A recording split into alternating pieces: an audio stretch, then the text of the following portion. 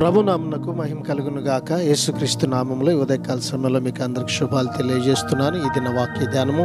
పేతురు రాసిన మొదటి పత్రిక 1వ అధ్యాయము 7వ వాక్యాన్ని ధ్యానించుకుందాం. నశించిపోవు సువర్ణము అగ్ని పరీక్షల వలన శుద్ధపరచబడుచున్నది కదా, దానికంటే అమూల్యమైన మీ విశ్వాసము ఈ శోధనల చేత పరీక్షకు నిలిచినదై యేసుక్రీస్తు ప్రత్యక్షమైనప్పుడు మీకు మెప్పును మహిమయు ఘనతయు కలుగుటకు కారణమగును. దేవుడు ఈ వాక్యమును మనందరి వినికిడిలో దీవించి ఆశీర్వదించును గాక.